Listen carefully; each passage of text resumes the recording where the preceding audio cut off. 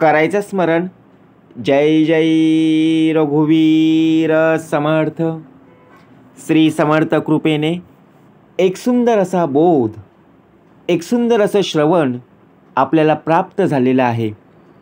या श्रवणाच्या माध्यमातून उत्तमाचं सामर्थ्यसुद्धा समर्थांनी प्राप्त करून दिलेलं आहे.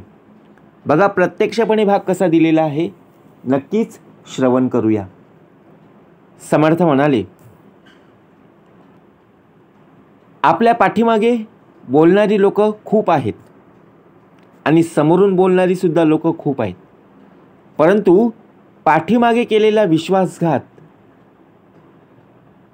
यासाठी आपण कोणालाही बोलू नका आणि माफसुद्धा करू नका.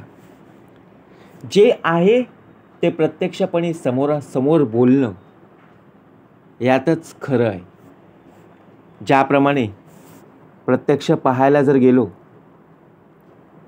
ज्या नात्यांमध्ये आपली कदर केली जात नाही त्या नात्यासाठी स्वतःला त्रास करून घेणं हा निव्वळ मूर्खपणा असतो.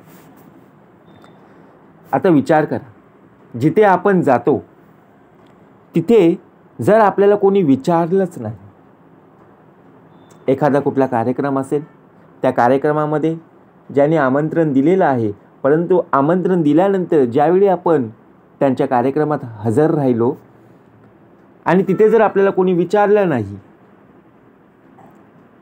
आपल्याला कसं वाटेल? मग त्याच नात्यासाठी आपण स्वतःला त्रास करून घ्यायचं नाही. जर तुम्ही त्रास करून घेतलात तर शेवटी दुःख कोणाला होईल? तुम्हालाच होईल. म्हणजेच विचार जर केला, समोर बोललेली व्यक्ती आणि पाठीमागून केलेली व्यक्ती, बघा प्रत्यक्षपणे पाठीमागून बोलणारी व्यक्ती यामध्ये फरक आहे.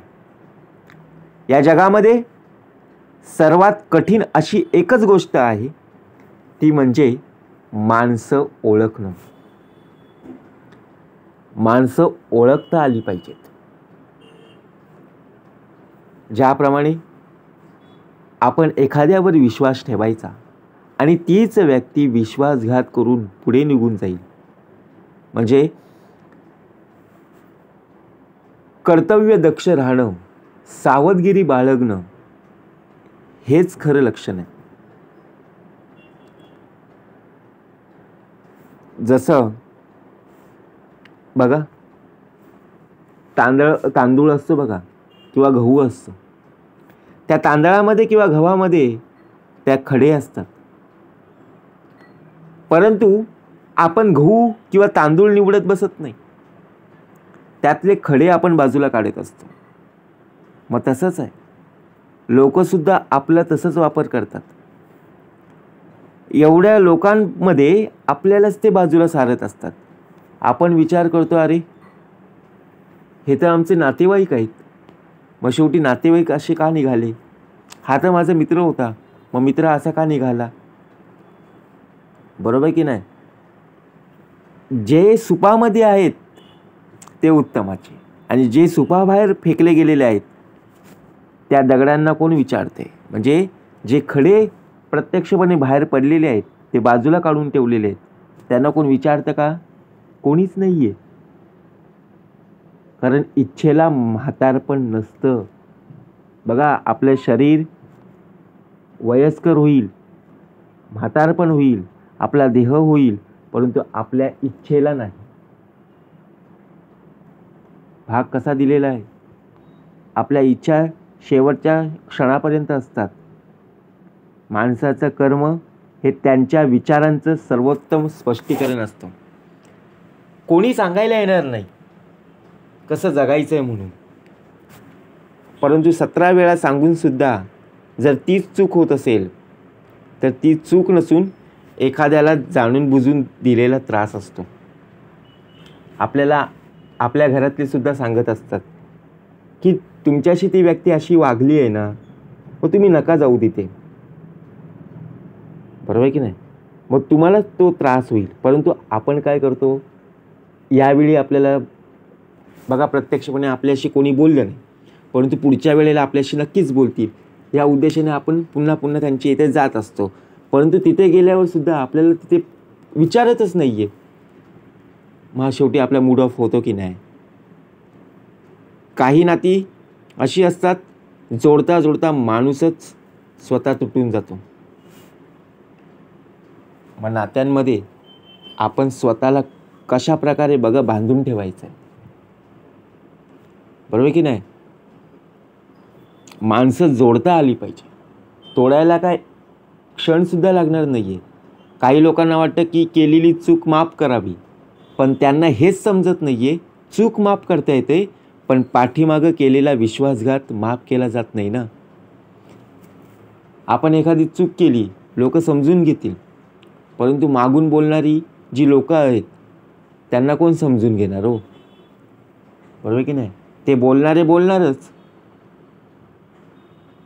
बरोबर की नाही. त्यांना कोणीही रोखू शकत नाही. म्हणून माणसांच्या गुणवत्तेवरून किंवा आवाजावरून नम्रता बघा, त्यांच्यातील जी नम्रता आहे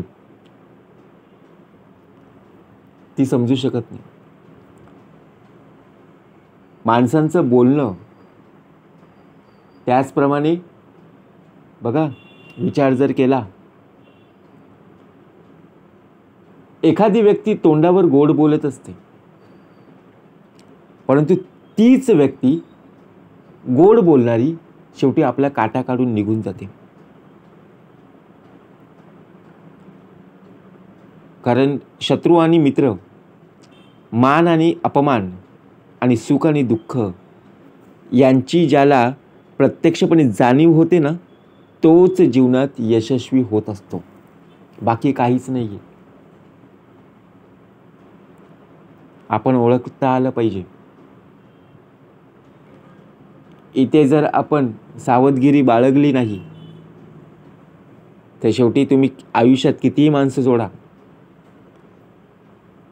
परंतु तुमची श्रीमंती तुम्हालाच कळेल. तुमची फसवणूक जेव्हा होईल ना, तेव्हा तुम्हाला चूक लक्षात येईल. चूक त्या लोकांची असते ज्यांना तुमच्या विश्वासाची किंमत कळालेली नसते, बरोबर की नाही. म्हणून लक्षात ठेवा, ध्येय सुंदर असतं, पण तिथे पोहोचण्यासाठी चालावा लागणारा रस्ता हा मात्र अवघड असतो.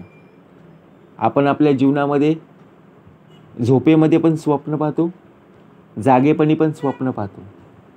त्या स्वप्नामध्ये जिथे आपल्याला जायचं तिथपर्यंत आपण नक्कीच जात असतो, परंतु खरोखर ज्या कृतीतून आपल्याला, ज्या कार्यातून आपल्याला तो रस्ता, त्या रस्त्यातून जाणारा मार्ग बघा प्रत्यक्षपणे तो अवघड असतो. का असं होतं? आयुष्यात कोणतेही व्यक्तिमत्व यशस्वी होण्यामागं कोणतंही रहस्य असं काही नसतं. अपयशातून शिकण्याची वृत्ती आणि यातूनच हे यशाचं शिखर नक्कीच गाठता येईल. विचार जर केला, आपल्याला शिखर गाठायचं आहे, कोणावर अवलंबून आहे की ही व्यक्ती माझ्यासोबत असणार आहे, माझा मामा येईल, माझा काका येईल, माझी आजी येईल, माझे आजोबा येईल, कोणीही नसतं. आपण कितीही बोलकी असलो ना, तरी मनात साचलेलं मोकळं करायला आपल्या हक्काच्या माणसाची सोबत लागतच असते. कारण का, जर आपल्याशी कोणी बोलायला आलंच नाही तर आपण मन मोकळेपणाने बोलू का हो? किती मनातल्या मनात बोलणार? शेवटी आपल्या मनाला सुद्धा हलकं व्हायचं आहे, मग त्यासाठी कोणाशी तरी बोलावं लागणारच ना. दिखावा आणि देखावा यातला जर तुम्हाला फरक कळला ना, की आयुष्य आणि माणसं समजायला सोपं जात असतं. लोक दिखावा पण करत असतात आणि त्यातल्या त्यात देखावासुद्धा करत असतात. आता आपण ओळखायचं हा मनुष्य कोणत्या पद्धतीचा आहे. त्यापेक्षा आपण स्वतःहून स्वतःला बदललं पाहिजे. आपण कोणाकडे जायचं, कोणाची संगत धरली पाहिजे. ज्याप्रमाणे आंधळ्याला आरशाची आणि बहिऱ्याला संगीताची किंमत नसते ना, समर्थ म्हणाले, कुणाच्याही अंतरी लागेल धक्का, ऐसी वर्तणूक करू नका आणि कुणालाही बोलू नका. हा भाग या देहाचा चाललेला आहे. त्याचप्रमाणे विश्वासघातकी माणसाला स्वार्थापुढं कोणत्याही प्रामाणिक माणसाची काहीच किंमत नसणार. म्हणून आपण स्वतः कोण आहोत, काय आहोत हे आपल्याला ठाऊक नसतं. आयुष्यात आपण कोणकोणत्या गोष्टीचा सामना केला आहे हे दुसऱ्यांना ठाऊक नसतं ना. आपण एखादं काम करत असताना आपण कोणत्या परिस्थितीतून आलेलो आहोत, आपल्याला किती खडतर प्रवास सहन करावा लागला हे त्या व्यक्तीला समजणार नाही. म्हणून आपल्याला कोण काय म्हणतंय ना याचा विचार आपण स्वतःहून करायचाच नाही आहे. त्यांचे परिणाम त्यांनाच भोगावे लागतील. जर आपण त्यांच्याकडे लक्ष देत गेलो तर आपल्याला ते काय करतील, कमी लेखतील. म्हणून व्यसन करायचं असेल तर प्रत्यक्षपणे प्रपंचात करा की जी लोक आपल्यावर अवलंबून आहेत ती सुखी राहतील. हीच आपल्याला बघा प्रत्यक्षपणे समज आहे. आपण कोणत्या व्यसनामध्ये अडकलेलो आहोत, वाईट व्यसन, बरोबर की नाही. त्या वाईट व्यसनापेक्षा आपण उत्तमाचं जी आपल्याला सवय आहे त्या सवयीमध्ये असणं हेच चांगलं आहे. म्हणून समर्थ म्हणाले ना, पुन्हा पुन्हा का भाग द्यावा लागतं की आयुष्यात कोणत्याही गोष्टीचा गर्व नसावा. कारण जो देऊ शकतो तो परत घेऊ पण शकतो, परंतु परमेश्वर कधी रिटर्न आपल्याकडून केव्हाही घेत नाही. म्हणून तो ईश्वर आहे. देणाऱ्याचे हात हजार आहेत. आपण कोणाकडून जर काही घेतलं तर त्याला परत व्याजासकट द्यावं लागतं ना. एखाद्याकडून बघा वाटीभर साखर घेतली, हाफ वाटी घेतो, पण त्याला तेवढीच दिली तर नाही जमत. त्याला थोडी जास्त दिली तो पुढच्या वेळेला नक्की देईल. तेवढीच दिली ना तो पुन्हा देणार नाही असून तरी. म्हणजे विचार करा. परंतु परमेश्वर कधी आपल्याकडून रिटर्न घेतच नाही आहे. म्हणून कुठल्याही माणसांशी बोलत असताना विचार करून बोलत जा. विचार केल्यानंतर किंवा बोलून गेल्यानंतर विचार करत बसू नका. यासाठी आपल्या समोरची माणसं ओळखायला शिका, ज्यामुळे आपला विश्वासघात होणार नाही. आपण आपल्यावरच विश्वास ठेवा.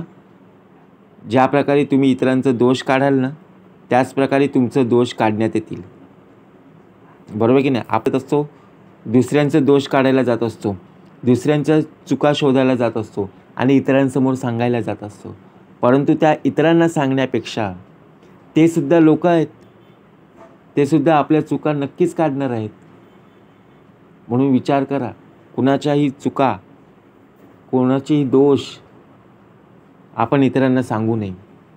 आणि सांगायचं जर असेल तर प्रथम पहावे आपणासी आपण, की आपण कसे आहोत, आपण कशा प्रकारे जगलं पाहिजे.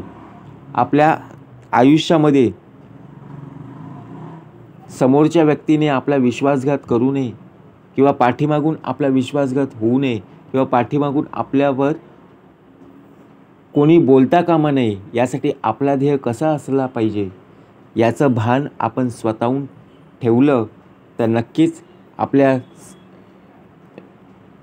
बघा आपण जिथे राहतो तिथे आपलं नाव नक्कीच अजरामर झाल्याशिवाय राहणार नाही. जय जय रघुवीर समर्थ.